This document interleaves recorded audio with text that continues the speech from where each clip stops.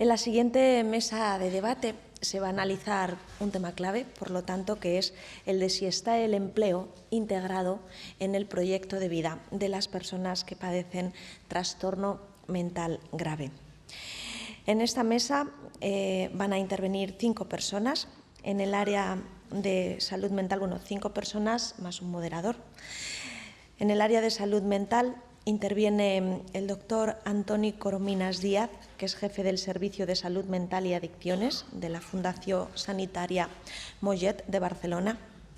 Interviene también en el área de rehabilitación laboral don Abelardo Rodríguez González, coordinador técnico de la Red Pública de Atención Social a Personas con Trastorno Mental Grave, Subdirección General de Atención a Personas con Discapacidad de la Comunidad de Madrid. En el área de familia contaremos con la intervención de doña Nel González Zapico, presidenta de la Confederación de Salud Mental de España. En el área de empleo intervendrá doña María Isabel Rodríguez Montes, Maribel, presidenta de FEAFES Empleo y Fundación Empleo y Salud Mental. Y un experto por experiencia que también va a intervenir en esta mesa, don Juan Bautista Parra Penades, que viene desde la Fundación Sociosanitaria de Castilla-La Mancha. Va a moderar la mesa de debate el periodista Daniel Rodríguez. Recibámosles con un caluroso aplauso.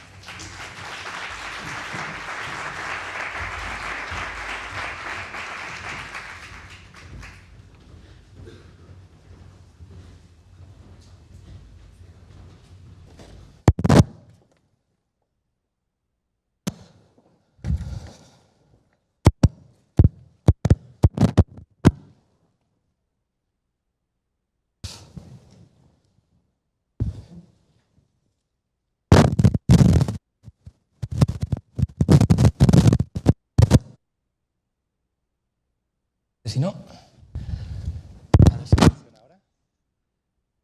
Señoras y señores, muy buenos días y muchísimas gracias por su participación y por su interés en torno a un tema tan importante, clave, desde distintos aspectos, como es la incorporación de las personas con enfermedades de salud mental graves en nuestra sociedad. Es un tema que, como ustedes saben, tiene distintas implicaciones en el ámbito, desde luego, social, familiar, también en el económico, también afecta al área normativo y legislativo. Y hoy queremos abordar precisamente la empleabilidad de estas personas desde distintos puntos de vista y por eso nos acompañan distintos expertos. Me gustaría, si les parece, para comenzar, pedirles una reflexión breve, un posicionamiento inicial en torno a 2 elementos. La experiencia y el trabajo que ustedes desarrollan en sus organizaciones y también cuál es el diagnóstico de la situación. ¿Qué tendríamos que hacer, qué necesitamos en España para que las personas con enfermedades de salud mental graves trabajen y se incorporen al mercado laboral? Y si les parece, seguimos esta ronda que tenemos aquí a mi izquierda y empezamos con Antoni Corominas, que es psiquiatra y es el jefe de Servicio de Salud Mental y Adicciones de la Fundación Sanitaria del Mollet, de Barcelona. Bien, muchas gracias. Bueno, respondiendo a estas 2 preguntas, creo que lo más importante sería que realmente estamos muy lejos del objetivo ideal, ¿no? Decías, el diagnóstico que se puede hacer ahora mismo de las tasas de reinserción, pues realmente están muy alejadas de lo que todos quisiéramos, ¿no? Y ahí hay un problema quizás que yo creo que en primer lugar nos lo tenemos que creer todos, ¿no? Tenemos que empezar los profesionales y por supuesto los usuarios, los protagonistas de todo esto, pero también toda la sociedad, ¿no? Muchas veces no acabamos de traspasar esa barrera que hay, ¿no?, entre la mesa del despacho y la continuidad con todo el trabajo social, con toda la reinserción y con todo lo que se ha comentado antes, por ejemplo, en cuanto a hasta qué punto la terapia ocupacional se pueda destinar a un objetivo ya que sea la reinserción en todos nuestros dispositivos, ¿no? Los hospitales de día, servicios de rehabilitación comunitaria, centros de salud mental. Entonces hay un tema ahí de concienciación, en primer lugar, ¿no? Y después de que toda la sociedad realmente asuma que esa graduación, que esa proporcionalidad, que esa, digamos, adaptabilidad del puesto de trabajo, de lo que significaría la dignidad del empleo, es ya en sí un valor humano, no es un tema ligado a productividad, no es un tema ligado a un añadido en la vida, es un tema que va de raíz con lo que sería el ser humano en toda su integridad y en toda, digamos, su realización. Gracias, doctor Corominas. Tenemos también hoy la fortuna de contar con un testimonio personal, con un testimonio, ya verán, valiente, y es para mí una satisfacción hoy poder conversar también con Juan Bautista, que trabaja en la Fundación Sociosanitaria de Castilla-La Mancha.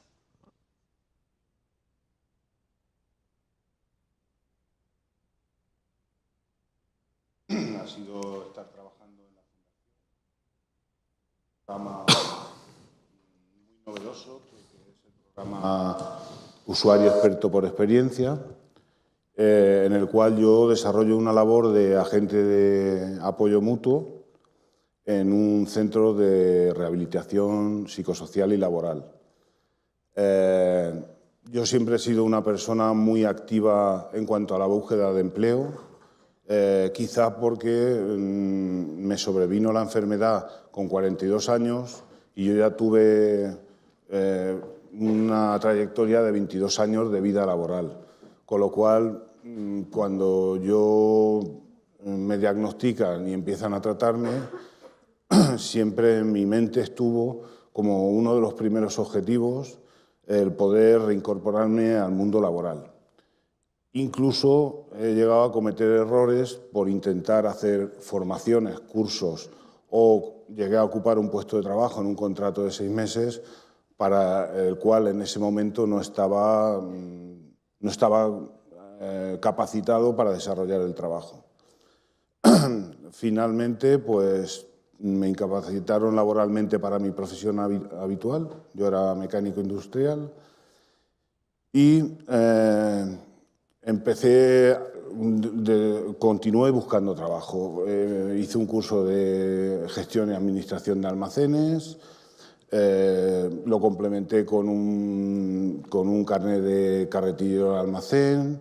Estoy en el programa Incorpora, donde hay personas que se encargan de buscarme trabajo. También trabajo con otra persona de COCENFE. En fin, no he parado de buscar trabajo. Pero el trabajo para una persona con un malestar mental está muy complicado. Yo he tenido ocasión de comprobarlo, cómo en ciertas ocasiones solamente por el mero hecho de llevar la etiqueta de enfermo mental o malestar mental, ni me han llamado tan siquiera a la entrevista para poder, conocerme y para poder expresarme. Esto es un problema muy grave, la verdad. Yo seguiré intentándolo y lo que sí que tengo claro es que la inserción laboral es el último paso de la rehabilitación de una persona con malestar mental. Es el último escalón de la escalera y además reúne todas las terapias que se puedan reunir, las reúne un puesto de trabajo. Interactúas con las demás personas, adquieres responsabilidades, tu vida se estructura en cuanto a unos horarios, en fin, son todo maravillas. Pero después de todo esto tengo que decir una cosa. Yo soy la excepción que confirma la norma. Después de estos 2 proyectos, trabajando con iguales, con personas como yo, he podido percibir que no está en la inmensa mayoría de los iguales, no está en su proyecto vital poder intentar aspirar a un puesto de trabajo. No buscan eso, no lo desean. Quizá yo creo que por un proteccionismo familiar, eso a mí también me ocurrió. Mi esposa me decía, después de haberme dado una prestación, la Seguridad Social, ¿para qué vas a trabajar? Y es una pena que organizaciones como esta estén trabajando por generar puestos de trabajo para estas personas y, ojo, que la inmensa mayoría, al menos mi experiencia me dice eso, no está en su proyecto vital el poder optar a esto. Muchas gracias, Juan. Seguimos nuestra ronda y queremos ahora conocer la perspectiva del ámbito familiar también. Saludamos a Anel González, que es el presidente de la Confederación de Salud Mental en España. Quiero dar las gracias también a que me hayan invitado a participar en esta mesa redonda. Nosotros pensamos desde Salud Mental España, y así lo hicimos en la conmemoración el año pasado del Día Mundial, pensamos que el empleo, como bien dijo Juan, es el último escalón, es aquello que nos va a permitir participar en la economía, y al participar en la economía participa también en los derechos, poder consumir, poder tener una vivienda. Sin empleo no hay acceso a ello. Y desde luego el efecto terapéutico, no hay, como bien dijo Juan, no hay una fase final para una persona que tenga un trastorno mental si no tiene acceso al trabajo. Es fundamental.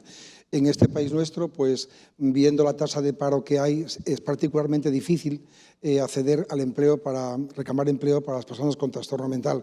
Pero hay que tener en cuenta que somos la discapacidad con menos empleo, que 8 de cada 10 personas con un trastorno mental no tienen trabajo, independientemente de lo que diga Juan, que de eso también hay algo. Pero yo también tengo otras experiencias profesionales en mi vida laboral y hay muchos niveles y muchos formatos. Hay mucha gente que quiere mantener su empleo. De todas formas, nosotros lo que tenemos que decir de Salud Mental España es que hay que buscar las normas, hay que buscar los imperativos, los que sean legales, que se cumpla la ley, no solamente porque el acceso al empleo sea un mandato de derechos humanos, un derecho humano como otro cualquiera, sino porque que se cumpla la ley, se cumplan las reservas de cuota de empleo, y nosotros pedimos que se suba a 8 la cuota de reserva de empleo público, y que de ese 8%, un 2% sea para personas con trastorno mental.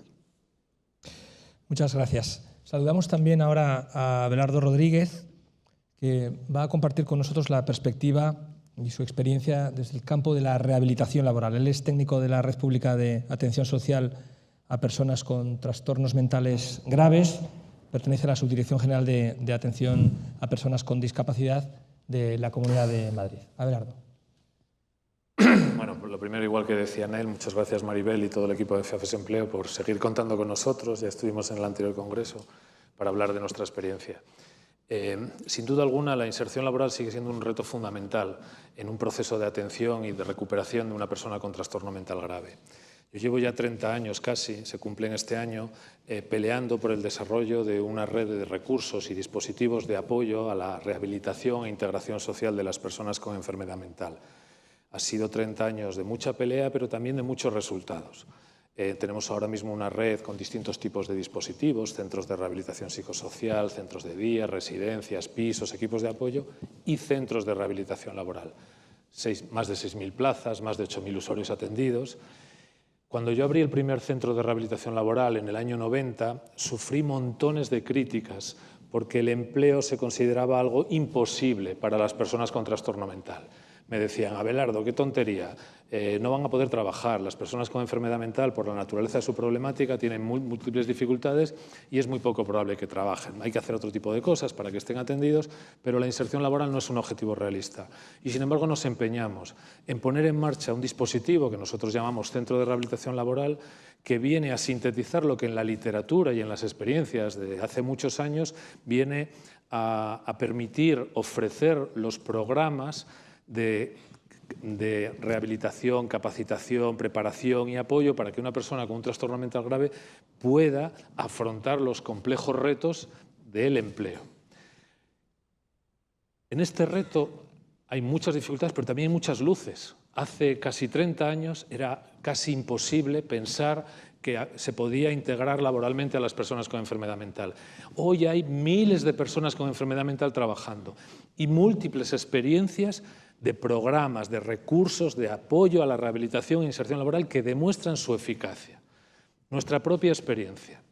Ahora tenemos 22 centros de rehabilitación laboral funcionando, que por daros solo un dato, en el año 2017, en esos 22 centros, con 1.165 plazas, se atendieron a 1.571 personas. ¿Cuántas de ellas creéis que tuvieron actividad laboral? ¿El 5%? ¿El 8%? ¿El 20%? 971 personas, es decir, más del 62% tuvieron actividad laboral. ¿Qué quiere decir esto? Que muchas personas con trastorno mental grave, si reciben, por un lado, el tratamiento psiquiátrico y seguimiento necesario y, por otro lado, los programas de rehabilitación y apoyo, y específicamente de rehabilitación laboral y apoyo a la integración, muchos de ellos pueden trabajar. No es un proceso de un mes para otro, no es ir a un curso, son procesos que pueden durar 2, 3 años, que permiten a la persona recuperar los hábitos, las capacidades, las habilidades sociales necesarias para afrontar este reto. Pero muchos pueden trabajar, casi la mitad en el empleo ordinario. Queda mucho por hacer, pero también hay que visibilizar esta realidad, que hay recursos y experiencias que han demostrado la eficacia y utilidad de los programas de rehabilitación laboral y de miles de usuarios, en nuestro caso casi 1000 cada año, con trastorno mental grave que trabajan y que sufren lo que ahora ocurre en el mercado laboral. Hace 5, 6, 8 años la tasa de temporalidad de las personas que encontraban trabajo era menor, ahora es mucho mayor. Nosotros hace 3 años, de esas inserciones laborales, más del 25% eran con contratos indefinidos. Ahora ha bajado al 16% y el 70% son con contratos temporales, que antes eran de 6 meses y ahora a veces son de 3 meses o de 1 mes. Pero lo relevante es que las personas con trastorno mental pueden trabajar si se les ofrecen los apoyos y programas necesarios. Y como decía nuestro compañero, hablando de la experiencia en primera persona, necesitan preparación, apoyo y acompañamiento, porque si no, a veces se pueden encontrar desbordados por la situación que el empleo les genera y abandonar los puestos de trabajo. Pero con esos procesos de rehabilitación, muchos de ellos van a poder demostrar que son capaces y que pueden trabajar. Muy bien, extraordinaria experiencia la que estáis llevando a cabo. Maribel Rodríguez es la presidenta de FEAFES Empleo y de la Fundación Empleo y Salud Mental. Vamos a abordar con ustedes, si le parece, la perspectiva del empleo, de ayudar también, en la línea de lo que comentaba Bernardo, a personas a integrarse. ¿Cuál es el diagnóstico, Maribel? A ver, yo creo que después de lo que habéis comentado todos, tenemos claro que las personas con trastorno mental pueden trabajar. A veces lo que ocurre es que faltan oportunidades de trabajo, pero yo creo que tenemos que rascar y ir un poquito más abajo, ¿no? Lo que decía Juan. ¿Por qué razón personas que están en edad laboral no está dentro de su objetivo de proyecto de vida el empleo? ¿Qué está ocurriendo? Porque podemos tener una situación compleja que nosotros empecemos a presionar a empresas, a la propia administración, que se generen puestos de trabajo porque bueno, les caemos muy bien y de repente quieren hacer un cambio importante y que nos vayamos a este 50%. Y que no tengamos a las personas preparadas, que no tengamos a los equipos preparados para hacer esos itinerarios, esos apoyos, ese seguimiento. ¿Por qué una persona que está trabajando pierde su trabajo, llega a una incapacidad laboral y tiene que volver a hacer todo un periplo para volver a llegar a una oportunidad laboral? Probablemente si tuviéramos dentro de nuestro objetivo el empleo desde el minuto 1, daríamos fórmulas de apoyo para que cuando la persona está mal no pierda el trabajo, para ver cómo reconvertimos ese puesto, cómo damos los apoyos, cómo trabajamos competencias que a lo mejor necesitan nuevas, porque hasta ahora no las necesitaba, pero con la llegada de la enfermedad puede ser necesario. Por lo tanto, yo creo que es posible, tengo el convencimiento absoluto de que las personas con trastorno mental grave pueden trabajar, pero creo que nos falta unir esfuerzos. La enfermedad mental es una de las pocas discapacidades que su mayor pata todavía está en la salud, en dispositivos de salud. Las demás discapacidades acuden a salud cuando tienen un problema concreto, pero el resto del tiempo su vida permanece en la comunidad y en recursos más comunitarios. Pero la nuestra sigue muy ligada todavía a dispositivos muy sanitarios. Y los planteamientos sanitarios no son empresariales, no son laborales, no son de productividad, no son de competencias, son de síntomas, de seguimiento de tratamiento, de protección para evitar recaídas.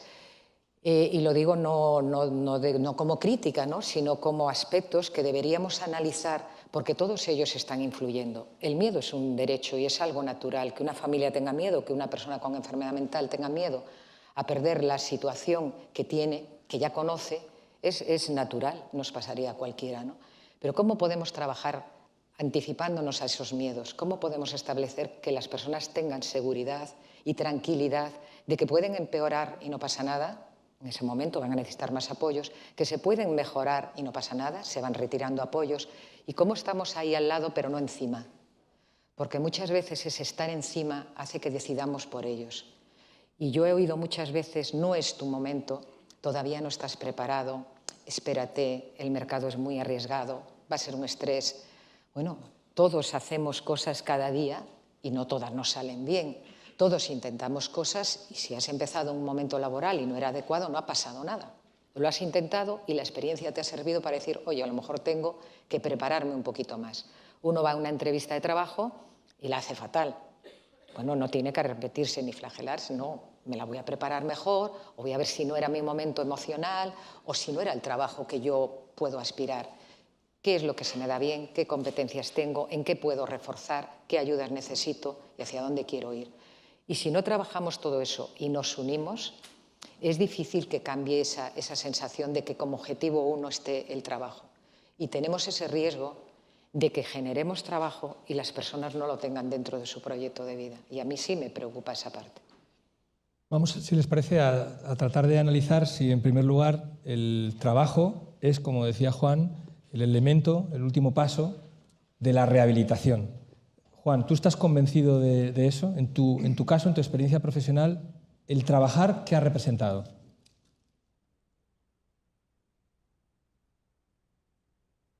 Que mi recuperación sea completa. Yo, según mi médico psiquiatra, he tenido problemas con el estrés y el estrés estoy empezando a dominarlo y a manejármelo bien gracias al trabajo que hago. Yo tenía problemas con la lectura y ahora, pues como tengo que leer correos y tengo que escribir notas, y pues eso lo estoy continuamente practicando mis habilidades, no son habilidades, mis características cognitivas han mejorado mucho desde que estoy trabajando. Yo es que lo tengo clarísimo, vamos. Lo tengo clarísimo. Desde un punto de vista médico, doctor Corominas, ¿favorece la recuperación el empleo, la concentración, la responsabilidad, el tener horarios?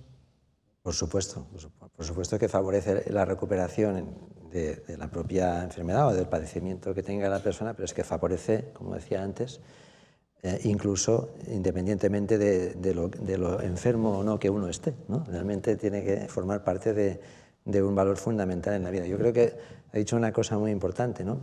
Me hacía pensar cuando, por ejemplo, a mí me gusta mucho cuando se habla del modelo, por ejemplo, de ocupación humana, de la terapia ocupacional, cuando nuestras terapeutas ocupacionales de nuestros equipos nos explican que cuando hacen la valoración de los pacientes que están, por ejemplo, en hospital de día o en el servicio de rehabilitación comunitaria, pues claro, analizan los intereses, los roles, las capacidades, los valores de la persona en base a este modelo ocupacional. Y hay un elemento que creo que le llaman la causalidad personal, ¿no? Entonces, y ahí uno detecta qué grado de sobre o subestimación de sus capacidades tiene uno, ¿no? Entonces, muchas veces donde más chocamos es en eso. Hay una subestimación de capacidades, por un lado, por parte del propio usuario, del afectado. Hay una expectativa de fracaso también muy superior a lo que la realidad podría después de dar de sí o se demuestra, ¿no? Claro, y entonces casi ese autoprejuicio, ese autoestigma que también uno se aplica, pues claro, obstaculiza. Y luego estamos los profesionales, ¿eh? Yo tengo que hacer también aquí el mea culpa, como decía antes, ¿no? Que de alguna manera ese proyecto vital, el título de la mesa, claro, habla está el trabajo en el proyecto, debería estar en el proyecto vital de la persona. Bueno, sí, pero es que para empezar debería de estar en el proyecto terapéutico del personal asistencial en general, que nos limitamos a veces a ver hasta qué punto mejoramos esa sintomatología de la enfermedad. No, señor. El proyecto terapéutico tiene que incluir ese apartado, ¿no? Las familias, Nel González, las familias a veces también, en la línea de lo que planteaba Maribel, somos muy prudentes, muy protectoras y no dejamos que den pasos hacia la dirección del empleo, ¿no? Efectivamente, no es cuestión solamente de proteccionismo, es cuestión de que en este momento en nuestro país la carga de la enfermedad mental está en un 85% en la familia todavía. Los temores a que eso no tenga solución de continuidad y que tú sigas teniendo esa carga te hace también ser tímido a la hora de apoyar a la gente en la toma de decisiones. Es absolutamente imprescindible formar e informar a la gente de que esta posibilidad que demuestra los datos que da Abelardo y de los temores que tenemos, que se puede trabajar y buscar los apoyos. No solamente como algo externo. Hay que también reivindicar la defensa real de la salud dentro del puesto de trabajo, de forma que, como dijo Juan, él sabe que le dice su psiquiatra que tienes estrés, pero está aprendiendo a manejar su estrés precisamente usando el trabajo, en su dedicación profesional diaria. Entonces eso hay que ponerlo encima de la mesa. Tenemos que informar a la gente que es posible, que está demostrado, que se pueden hacer las cosas de otra forma y convencer poco a poco a los padres que no porque tu hijo tenga una pensión no contributiva de 400 euros, hay que buscar la fórmula también legal de forma que se pueda interrumpir esa prestación, volver a retomarla, para que la gente sepa, no me lo juego toda una baza que a lo mejor fracaso. Pero hay que informar a la gente y hay que buscar también soluciones y planteamientos legales que lo permitan hacer. Abelardo, recuperamos la pregunta que hacíamos al inicio. ¿Podemos constatar que el empleo de personas con trastornos graves ayuda a la recuperación? Todas esas personas, esas 900 personas que están en vuestros centros trabajando, ¿mejoran? Entiendo que además si un 62%, creo que decías, sigue trabajando es porque están a gusto y porque están en la línea de que sea algo que forma parte de su proyecto vital. Claro, es indudable, porque las personas con enfermedad mental no son del planeta humo, son como cualquiera de nosotros, y el trabajo es un factor nuclear de integración social, de identidad personal de cualquier ciudadano. Aquellos que desgraciadamente sufren una situación de paro se sienten fracasados, incluso se sienten culpables de esa situación. Y, por tanto, el trabajo es fundamental para todos y, lógicamente, también para una persona con enfermedad mental. A veces, antes hablabais del último paso de la escalera. Yo que llevo tantos años, creo que hay que acabar con esa metáfora de que esto es como una escalera, que vas avanzando por pasos. Yo creo que no tengo que rehabilitarme para insertarme, sino me inserto rehabilitándome y me rehabilito insertándome. Que no es un modelo de pasos hasta llegar a la puerta definitiva de la autonomía y la independencia, sino un modelo mucho más global y mucho más circular. Y el trabajo no es el último momento. El trabajo tiene que estar en el momento oportuno en cada caso, que puede ser al principio, en el medio o un poco más allá. Y lo que hay que integrarlo es en un proyecto, como decía Antoni, terapéutico y rehabilitador global, que vea no solo los delirios, las alucinaciones o las habilidades sociales, sino el proyecto vital de la persona en su conjunto, donde el empleo es un elemento clave, sobre todo en personas más jóvenes. Si uno tiene 59 años, pues empieza a ser menos relevante el empleo que para alguien de 32 o de 25, pero formará parte. También hay que intentar situar el empleo en lo que es, porque vivimos en una sociedad en que si no estás trabajando es tu problema. De hecho, con esta moda del emprendimiento parece que tienes que ser un emprendedor y si no lo eres, eres un fracasado y el problema no, es solo tuyo, que no tienes las capacidades. El empleo es una cosa muy compleja, que hay factores estructurales, socioeconómicos, sociales y psicosociales personales, pero que todo ello hay que tenerlo en cuenta. Y que si una persona no trabaja no es un fracasado y que si en una persona con 52 años él valora y el proyecto global valora que quizá no es el momento del empleo, no es un fracaso, porque la vida es mucho más que el empleo, pero que sin duda alguna el empleo es clave en cualquier persona y en las personas con trastorno mental grave fundamental. En los datos que nosotros tenemos, la gente recae menos, sin duda alguna, se hospitaliza menos, sin duda alguna, mejora su identidad, su autonomía, su autoestima, mejora su independencia económica, mejora su capacidad de relación social, mejora su desempeño de roles, empieza a hacer cosas que ya antes no podía hacer. Cosas tan básicas como pagar el cine los domingos. Cuando tú tienes un trabajo lo puedes hacer. Antes a lo mejor no lo hacías porque tenías que pedirle dinero a tus padres para poder ir al cine. Es un ejemplo un poco anecdótico, pero también clave, ¿no? El empleo es clave, pero dentro del proceso global. Y el empleo tiene que estar en todo el proceso global, en el momento que considere la persona y que considere el proceso, ¿no? Maribel, desde el punto de vista legislativo, aquí mencionaba el asunto de las pensiones, y es algo que, claro, lógicamente hay que considerar, y que también las familias, pues también en ese ánimo de protección, pues también a veces podemos hacer sugerencias que no son acertadas. ¿Nos podría dar un apunte de cómo es la situación legislativa en España? Es decir, una persona con enfermedad de salud mental grave, en función de la pensión que tenga, puede dejar de trabajar, puede cobrar mientras cobra la pensión, puede dejar de cobrar la pensión y volverla luego a recuperar, porque esto es sin duda algo clave, ¿no? Claro. La verdad que hay muy poca flexibilidad. O sea, hay países que tienen mucha más flexibilidad. Gran número de personas con trastorno mental tienen una no contributiva, porque a veces cuando comienza la enfermedad es cuando está empezando su vida laboral, por lo tanto, si no tiene años cotizados, pues acaba teniendo una pensión no contributiva. Pensión no contributiva que realmente no permite vivir, porque son 360 euros, me parece, 370. Y que luego le estamos pidiendo que haga vida social, que se relacione, que salga a viaje y vaya bien vestido, ¿no? con ese dinero. Hay otras personas que tienen una pensión contributiva porque cuando comienza la enfermedad pues ya les pilla trabajando, tienen un tiempo cotizado. En esas depende un poco del trabajo que vaya a hacer, pero siempre tiene que pedir autorización para trabajar y se lo tienen que conceder. Pero aún concediéndole y diciendo que parece bien que pueda desempeñar ese trabajo, corre el riesgo de que la revisen y que digan si tiene competencias para hacer este trabajo, realmente es que no tiene una incapacidad laboral y podrían o rebajarla en una cantidad o incluso poder llegar a perderla. Entonces, esa falta de flexibilidad es como cuando una persona, después de una recaída, está trabajando y en el minuto 1, cuando le dan el alta, tiene que empezar a trabajar las 8 horas al mismo ritmo que antes de la recaída. Por lo tanto, va a volver a recaer.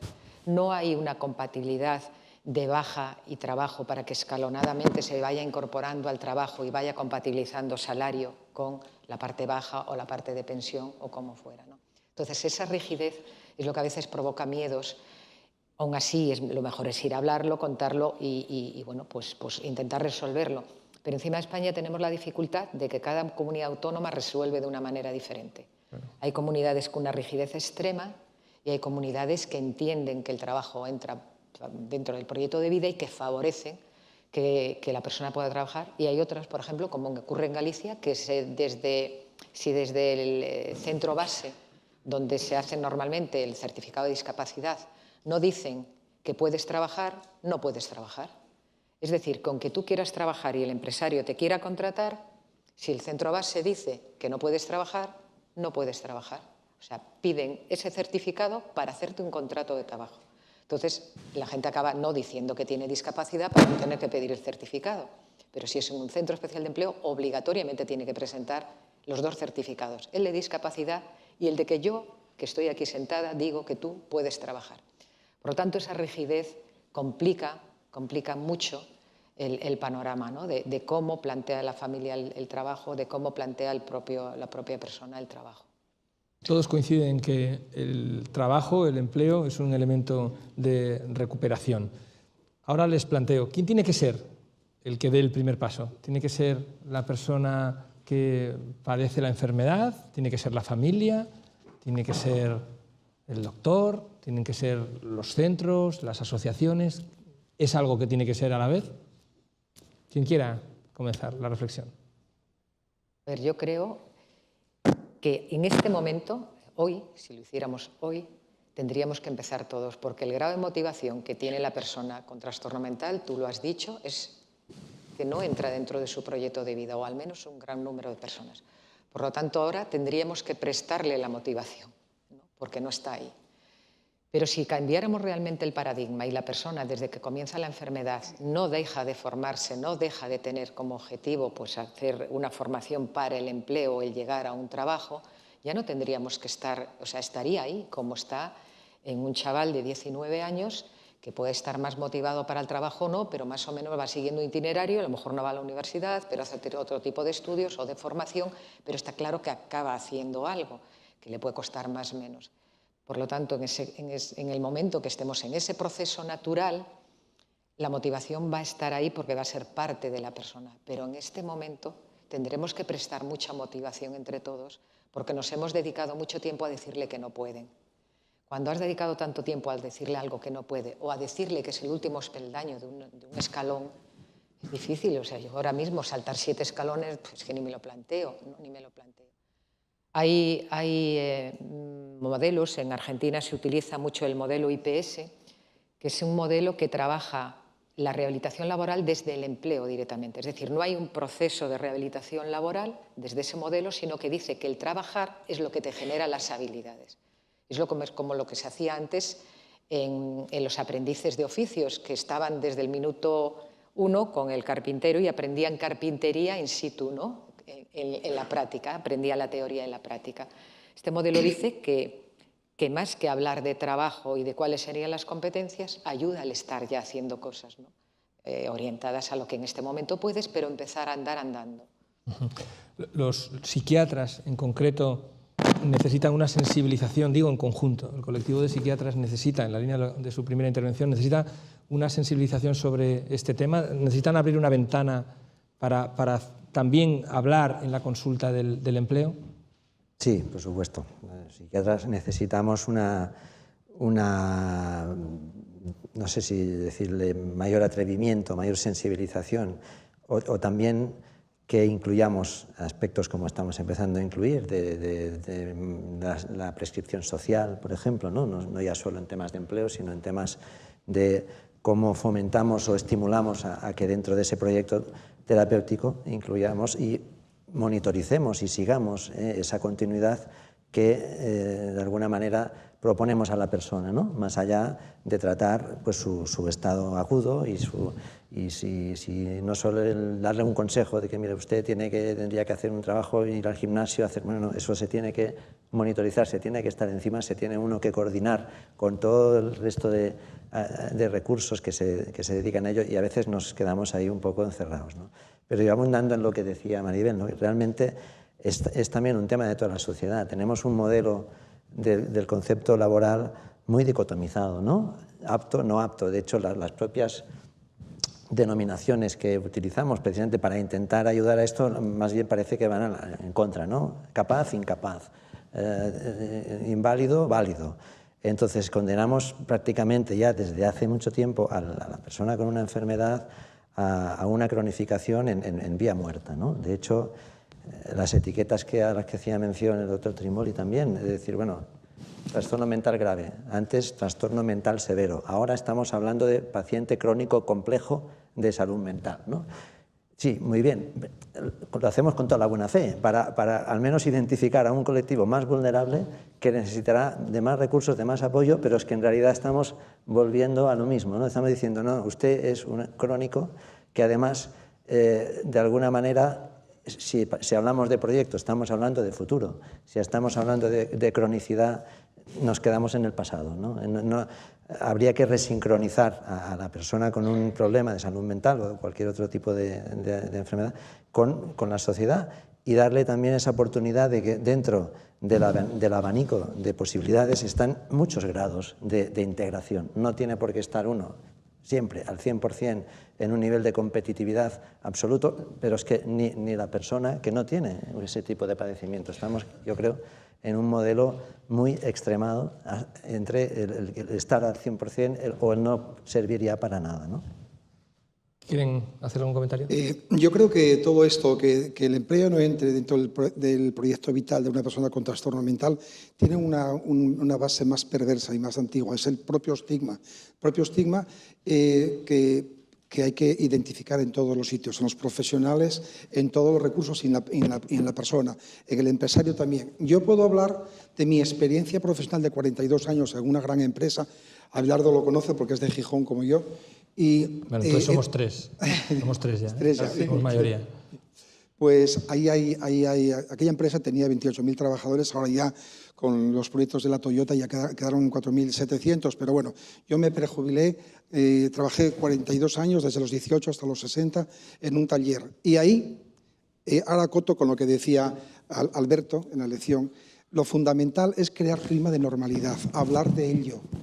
Yo conocí desde casos de suicidio en 42 años, con 900 personas en el taller que se iba renovando, conocí casos de psicosis, de TOC, de depresión indecibles, y estaban identificados la persona en este momento. Todo el mundo sabíamos, teníamos una secretaria que se llamaba Covadonga, y cuando Covadonga pinchaba, lo decía, no me lo pidáis tan rápido, yo tengo que ir más despacio. Y todo el mundo sabía que a Covadonga había que respetarle el ritmo, se le respetaba y seguía trabajando normalmente, con una depresión endógena crónica, eso lo puede decir un profesional.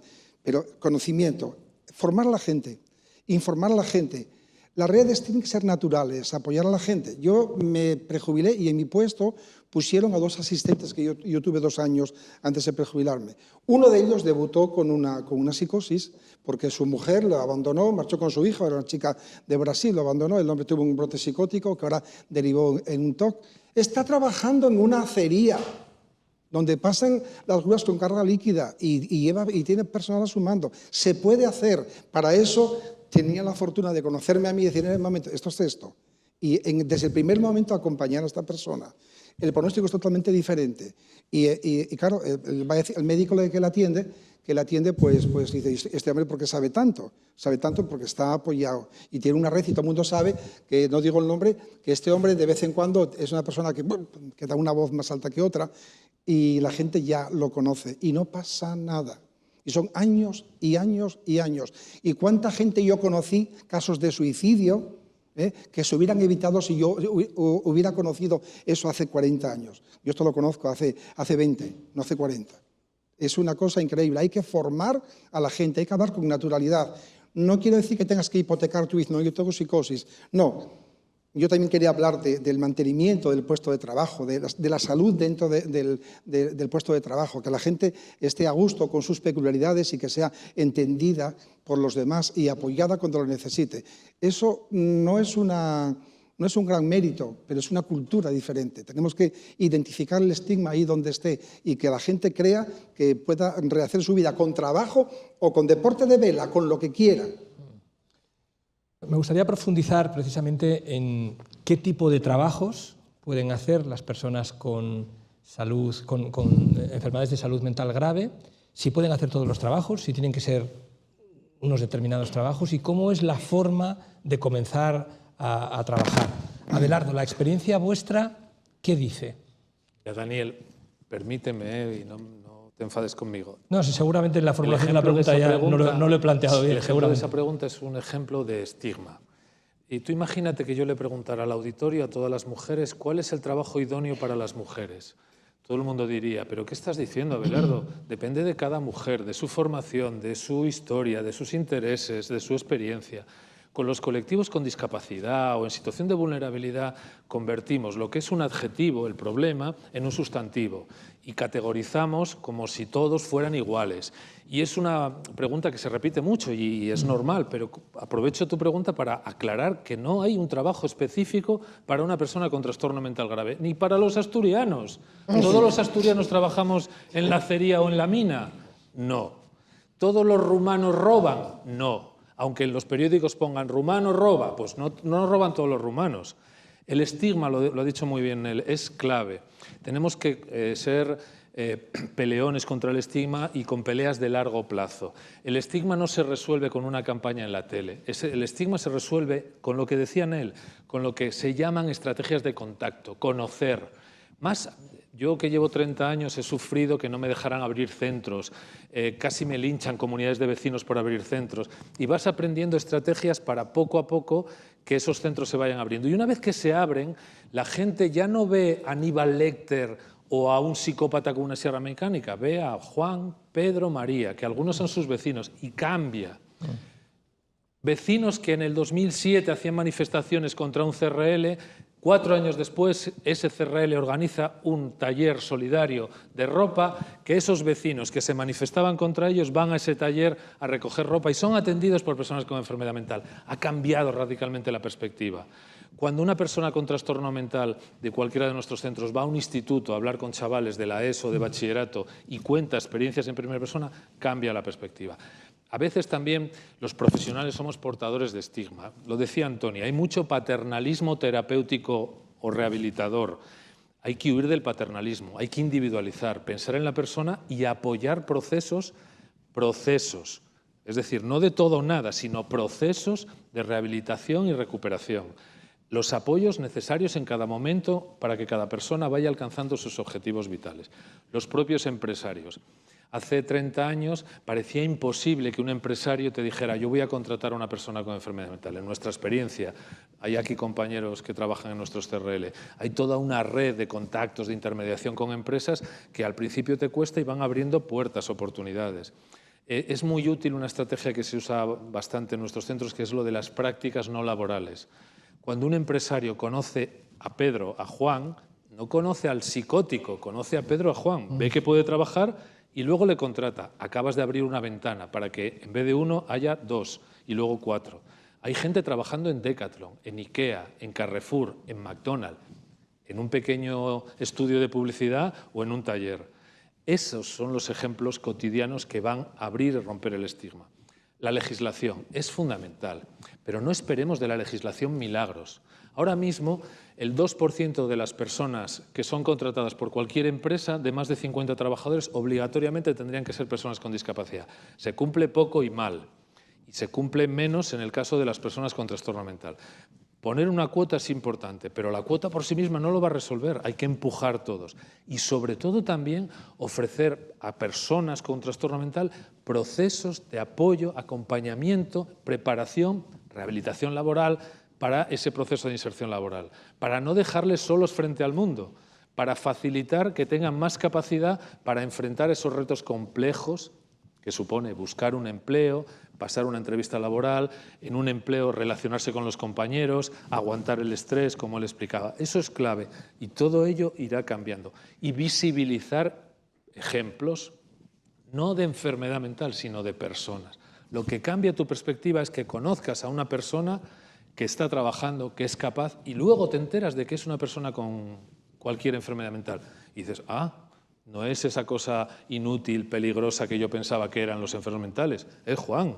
Y fíjate, ha trabajado, es mi compañero. Oye, si me permites un apunte solo con tu pregunta, ¿no? Estoy completamente de acuerdo, ¿eh? Pero precisamente una clave sería allí la intervención precoz, ¿no? Porque nos planteamos que cuando la persona pues, ya ha sufrido toda una etapa de afectación por la enfermedad, cuando a lo mejor ha debutado incluso en la adolescencia, toda esa individualización tan diversa como todo ser humano puede tener en cuanto a sus intereses, en cuanto a sus capacidades, sus habilidades, todo eso ya a veces se ha perdido. Hemos perdido un tiempo allí de 5, 10, 15 años hasta que nos planteamos que esa persona está más o menos estabilizada y podemos ver si se puede reinsertar, que había un trabajo que hacer mucho antes ya para identificar precisamente qué aspectos que estaban ahí y que quedaron más o menos borrados en ese brote, y ahí no se hizo nada, ¿no? Y ahí es donde, por suerte, cada vez se empieza antes, ¿no? Y se están incorporando cada vez programas más dirigidos a personas jóvenes en los servicios de rehabilitación comunitaria, que hasta hace unos años estaban casi ocupados por personas ya con unos, digamos, niveles de cronificación de la enfermedad que digamos, podíamos trabajar mucho menos de lo que ahora podemos ya empezar, ¿no? Juan, en tu caso tú eres mecánico industrial y, como has contado antes, como has relatado, en un momento determinado tuviste que buscar otro empleo. La pregunta, que estaba, como tú me decías, mal planteada, lo que buscaba era el conocer cómo son los primeros pasos que tenemos que dar. Es decir, yo desde luego celebro que se incorporen a todos los puestos de trabajo, pero al final también los doctores, la familia, las personas que estamos cerca, y yo hablo también como un familiar de una persona muy cercana con un trastorno grave, tenemos que dar un consejo. Entonces, en esa protección, pues lógicamente el consejo que das es, bueno, vamos a hacer algo que sea de pocas horas, que no tenga riesgo, que sea cuando, en fin, cuando la medicación ya ha hecho efecto y estás más estable que a primera hora de la mañana, ¿no? A eso me refería. Entonces, para dar un buen consejo, porque si no, yo creo que también podemos hacer algo que decía Maribel, ¿no? Venga, todos a trabajar y de cualquier manera a cualquier trabajo. Y yo no sé si eso es exactamente así. Entonces, en tu caso, Juan, ¿cuál fue tu experiencia? Antes hablabas de algún error. ¿Qué recomendaciones darías en función de tu experiencia? Bueno, en mi caso, yo creo que es diferente porque la inmensa mayoría de las personas con malestar mental diagnosticados no tienen una experiencia laboral. Yo sí la tenía. Pero en mi caso lo que ocurrió es que cuando empecé a recuperarme yo tenía casi de forma obsesiva la idea de volver al trabajo. Y entonces estaba cobrando el desempleo cuando me apunté a un curso para complementar mi formación y ser electromecánico. Era un curso de electricidad y autómatas.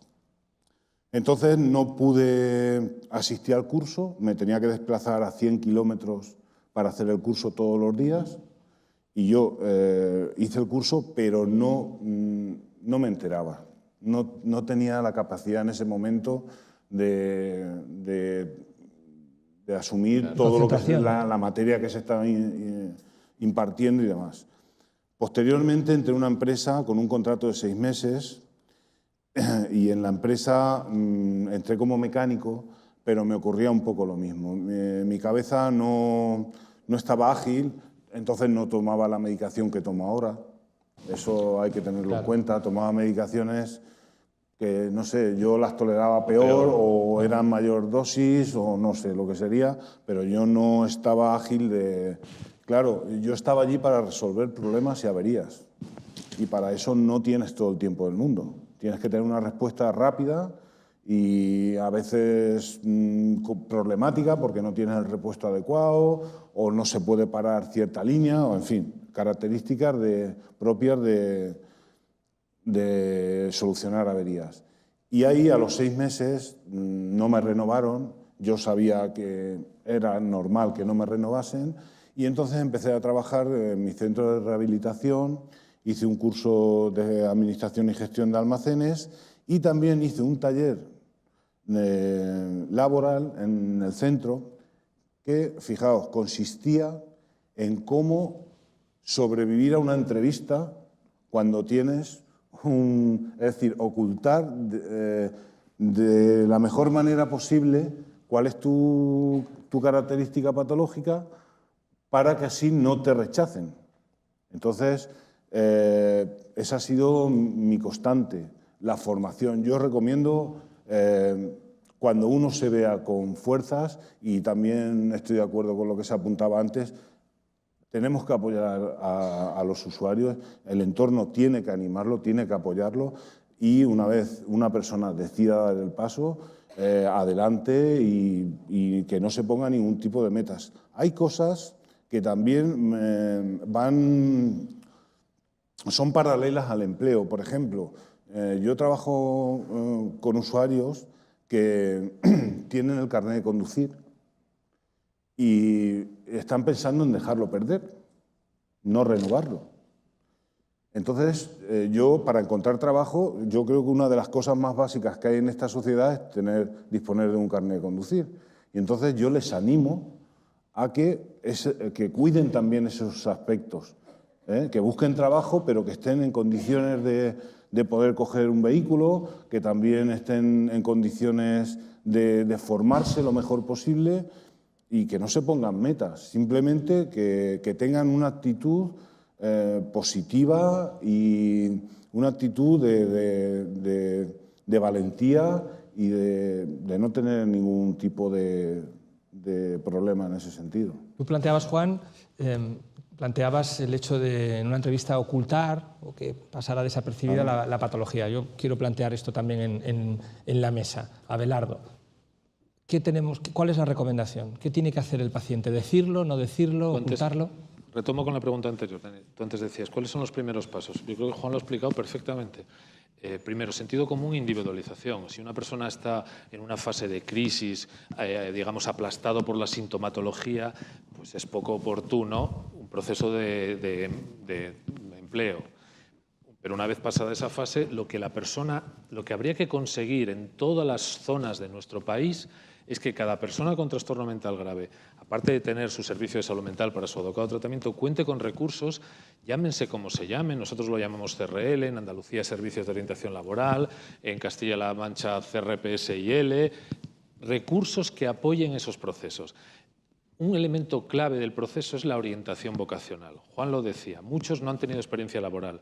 Quiero trabajar, pero no sé muy bien en qué. Claro, a eso me refería, sí.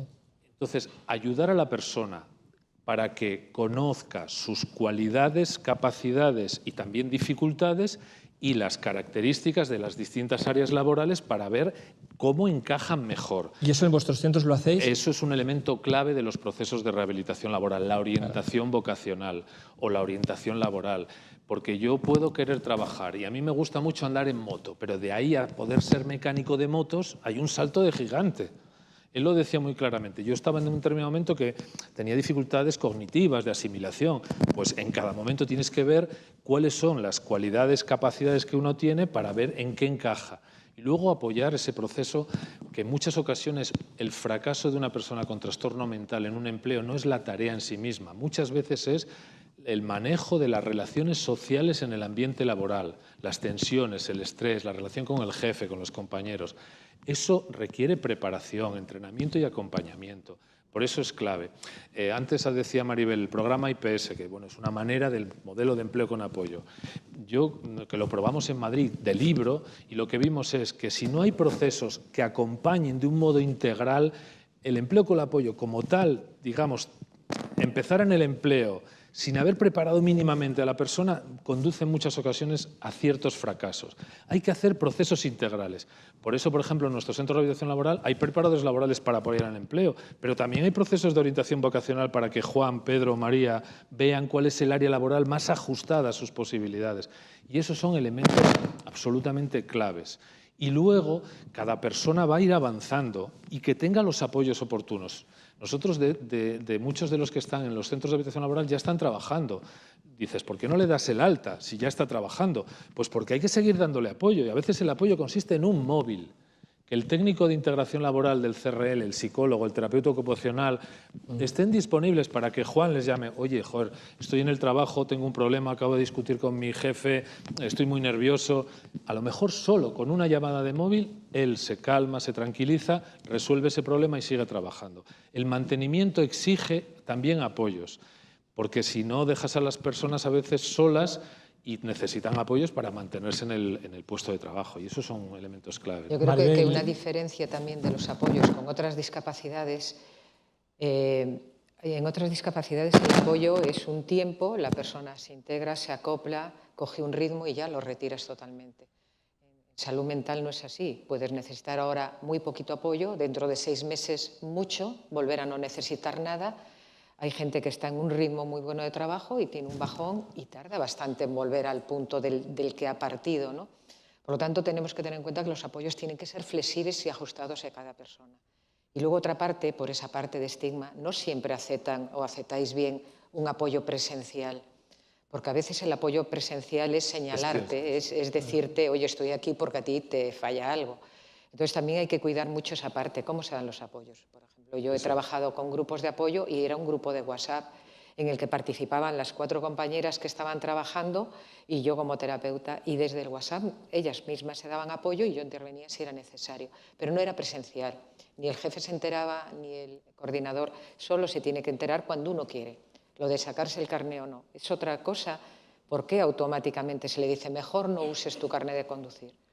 Porque la medicación, no toda la medicación produce somnolencia, no toda la medicación quita reflejos y luego me imagino que el psiquiatra, tú como psiquiatra puedes aportar, hay muchos momentos del día para darla, ¿no?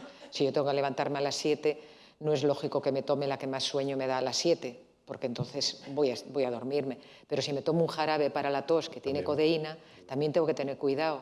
Si lo primero que voy a hacer después de tomármelo es conducir, pues si es un viaje largo tengo más riesgo, ¿no? Entonces es muy personalizado a cada persona, pero no demos ya consignas de no puedes porque por el hecho de esto automáticamente es esto, no. Cada persona tiene unas circunstancias y le vamos limitando puertas. Cada vez que le damos un no, es una posibilidad menos que tiene, ¿no? de hacer cosas. Maribel, preguntábamos también, y luego en él preguntábamos si la persona que tiene una enfermedad de salud mental lo debe decir para acceder a un puesto de trabajo o no. Él utilizaba la palabra ocultar. ¿Cómo lo ves? Yo creo que es personal, que tú puedes plantearte, el ejemplo a lo mejor nos parece muy adecuado, pero cuando una persona era gay antes lo decía o no lo decía. ¿Qué ocurre? Que ahora lo dice con tranquilidad porque socialmente se acepta de otra manera. Yo no entiendo que no lo viviría igual una persona hace 20 años donde socialmente no se aceptaba decir soy gay. ¿Por qué? Era igual, pero la sociedad no le iba a recibir igual. Entonces uno tiene que salir del armario cuando se siente preparada para salir y dependiendo de quién tiene fuera esperándole, ¿no? Entonces, es muy personal. Yo nunca he recomendado ni decirlo ni no decirlo. Es una situación personal. Y ha habido personas que han dicho no lo voy a decir y han llegado luego a la entrevista, se han sentido fuertes y seguras y lo han dicho. Y desde un punto de vista legislativo, ¿qué dice la legislación? ¿Hay que advertirlo a la empresa en la que te vas a incorporar? No, no. El certificado de discapacidad es personal y tú lo puedes usar o no. Lo usas si quieres tener algún tipo de beneficio, es decir, que a la empresa le hagan un descuento en su seguridad social o si es un centro especial de empleo. Pero es algo personal. Si tú quieres acceder sin apoyos al trabajo y sin ningún tipo de subvención, eres muy libre de hacerlo, claro. Yo, un pequeño matiz que es un complemento, totalmente de acuerdo con lo que dice Maribel. Muchas veces a los colectivos en situación de dificultad se les pide que lo sean y que lo parezcan. El pobre tiene que serlo y parecerlo para recibir una prestación. El enfermo mental tiene que serlo y decirlo. Si tú vas a un trabajo, tú no responderías si te preguntaran por tu orientación sexual, por tu orientación política o por el tipo de música que te gusta. A lo mejor si ya tienes confianza se lo vas diciendo. Pues en muchas ocasiones no hay una estrategia única. Hay que ocultar o hay que decirlo. Dependerá de cada momento. Hay momentos no tanto de ocultar, sino de centrar el foco en otra cosa. Hay muchas personas con enfermedad mental que dicen yo soy Juan, tengo esquizofrenia. Pues a lo mejor en una primera entrevista de trabajo lo mejor es que digas yo soy Juan, he trabajado durante 10 años en tal empresa, llevo ahora 5 años que he hecho esta formación, tengo estas capacidades y estas actitudes. Al cabo de un tiempo, a lo mejor ese empresario, tú le dices que soy esquizofrénico y que voy al psiquiatra. O a lo mejor no, porque el 15% de la población española tiene riesgo de padecer depresión. ¿Todos dicen a sus compañeros y a sus empresarios que padecen depresión y que van al psiquiatra y toman antidepresivos? Pues no. Lo dice muy bien Maribel, en cada caso, en cada momento. Y a veces nos centramos en que es malo o bueno ocultar. Lo que hay que es cambiar la estrategia. La estrategia es no vender enfermedad mental, sino vender capacidad de un individuo, que puede ser asturiano, lo cual es un demérito en general, o puede ser mujer, o varón, o alto, o bajo, o guapo, o feo, o con trastorno mental. Hay que vender capacidad e individualidad, más que etiquetas, porque parece que el discapacitado intelectual tiene que decirlo y llevar una etiqueta, la enfermo mental tiene que llevar la etiqueta. Pues no debería, ¿no? A ver, doctor. No, es que esta pregunta nos la hacen muchas veces los pacientes en el sentido, por ejemplo, de cuando están iniciando una relación de pareja, ¿no? Bueno, pues le decimos lo mismo, ¿no? A lo mejor lo primero, lo que puede valorar esa persona en ti son infinidad de cosas y tú en ella y veremos dónde metemos por allí la enfermedad mental, que entre otras cosas puede cambiar también a lo largo del tiempo, estar silente durante una parte de mi vida, estar más presente, pero no es y muchas veces la persona se plantea, oye, pero soy suficientemente honesto, si yo ya cuando conozco a alguien ya no le digo, hombre, claro que lo eres, tú te presentas con tus condiciones, tú vas conociendo a la persona, ella a ti, y en un trabajo pues lo mismo, ¿no? El problema es que, lo que decimos, incluso hay etiquetas que puedan en unos momentos históricos quedar mejor, y otras que mucho peor. Pues suena mejor tener una depresión o en una película de Woody Allen ser un neurótico, pues mira, esa no es un mal... Y en cambio, pues claro, hay otras que no. Con lo cual, si encima nos encontramos que la interpretación que puede hacer el receptor de ese mensaje puede ser de lo más variado, pues hombre, realmente no es ningún delito. No diré callárselo, sino guardarse como un ingrediente que pueda formar parte más adelante de tu relación, ¿no? El problema es que sí que es verdad que además, a ver, las cosas luego, la ley está allí, pero no siempre se responde y se hace bien. El certificado de discapacidad pues debería ser incluso anónimo en cuanto a que hay un grado que ayuda a que la empresa, pero evidentemente esto no siempre se respeta, ¿no? Entonces, claro, con lo cual dices, bueno, es lógico que la persona ya tenga una actitud defensiva de entrar a decir, bueno, a ver, ¿no? Que ya enseguida me van a etiquetar, ¿no? Pero, por supuesto que bueno, yo creo que es algo absolutamente legítimo, que lo que es la persona y por lo que se le valora a uno es por muchísimas más cosas que no porque además tenga o no tenga una enfermedad o un cierto grado de enfermedad. Mil. Yo creo que otra vez hay que hablar del estigma, porque efectivamente cada uno, creo que la salud o que la inclinación sexual o las aficiones políticas o la botánica, si te gusta mucho como afición privada, pertenece a tu vida privada. Cuando la gente esté encaminada y sea lo bastante fuerte o considere que no va a hacer un daño a sí mismo que pueda pagar de forma lamentable, que diga lo que quiera cada uno de su vida. Eso para empezar.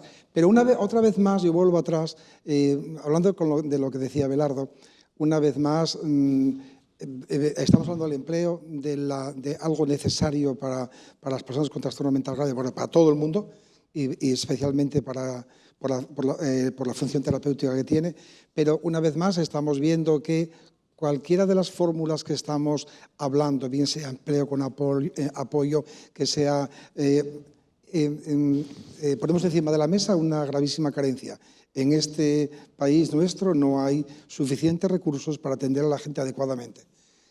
No solamente clínicamente, que cada uno depende cómo piensen los médicos, son como son, la atención clínica es como es, pero no hay ninguna red social y no hay cultura ninguna de apoyo ni de integración. A quien que le toca, le tocó. Si tienes suerte, la tuviste. No, para practicar una atención de verdad a la salud mental de la población y al bienestar de la población, hay que denunciar también lo que hay que denunciar. El sistema injusto en el que estamos sometidos, el sistema económico que no nos corresponde a nosotros y que nos hace víctimas, y desde luego hay que poner encima de la mesa también las alternativas. Somos personas, tenemos derechos, se busque, yo quiero ser debidamente atendido. Y aquí no hay forma de poder atender a la gente adecuadamente. Faltan recursos. Muy bien, pues si les parece, para ajustarnos al tiempo previsto en el programa, hacemos la conclusión, abrimos una ronda final de un mensaje final, de una reflexión final, y les pido, por favor, brevedad. Maribel. Bueno, yo solo sigo con la afirmación de que creo que las personas con trastorno mental pueden y deben trabajar. Y solo por aportar un pequeño dato, en un estudio que hemos hecho, porque una de las cosas que se dice por lo que no hay recursos es porque son caros, porque tener más recursos y más apoyo son caros. Nosotros hemos hecho un SROI en el que por cada euro que se invierte en un centro especial de empleo se devuelven 5,15. Que la encuesta que se hizo a las familias, todas ponían que había mejorado su calidad de vida. Mientras el familiar enfermo trabajaba, ellos habían recuperado aficiones, relaciones, incluso trabajo. Que la calidad de vida de las personas con trastorno mental también había mejorado y que se utilizaban mucho menos recursos sanitarios, que al final son los más costosos. Por lo tanto, no es caro dar más apoyo, hacer más itinerarios y trabajar más hacia el empleo. Doctor Corominas. Yo creo que básicamente hay que creérselo y hay que atreverse, ¿no? Hay que traspasar incluso esa especie de techo de cristal que tenemos con el tema laboral y la enfermedad mental. Sí, y empezando por los propios afectados, por supuesto, por todo el sistema y toda la red. Hay que ser atrevido y hay que ir más allá de lo que nuestros esquemas hasta ahora nos han, digamos, marcado o nos han hecho creer, ¿no? Abelardo Rodríguez. Yo creo que hay que lanzar un mensaje de, por un lado, hay retos por los que seguir luchando, pero también hay muchas luces que nos dan fuerza para esa lucha. Las personas con trastorno mental grave pueden trabajar si tienen los apoyos que les ayuden en ese proceso, en ese itinerario para su inserción laboral. Afortunadamente, ya sabemos lo que hay que hacer, lo que funciona, lo que es eficaz, tanto en Madrid como en España como en los países desarrollados. Hay programas que han demostrado su eficacia. Hay que hacer lo que ya se sabe que funciona. Y como decía Maribel, los recursos de atención social, de apoyo al empleo, no son un mero gasto, son una inversión.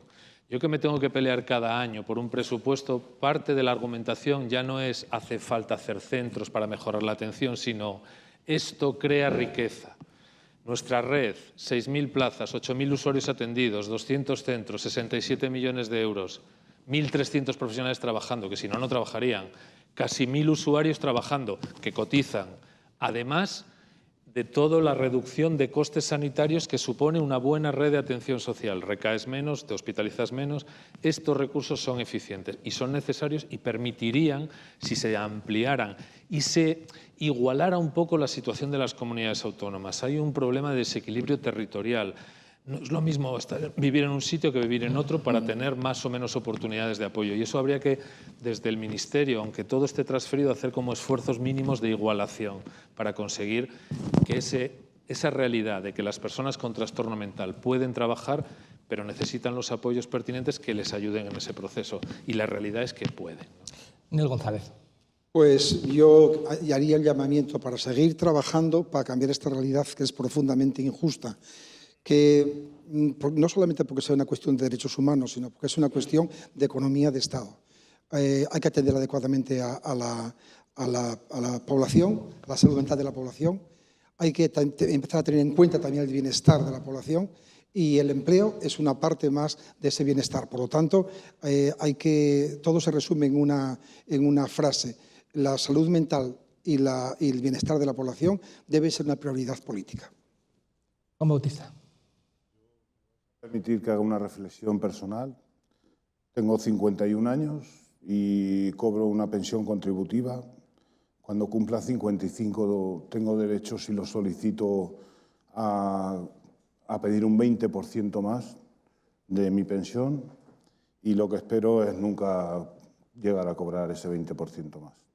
Estar trabajando hasta mi edad de jubilación. Nosotros también deseamos que sea así. Muchas gracias a todos por su participación y gracias a ustedes por su atención. Gracias. Muchas gracias.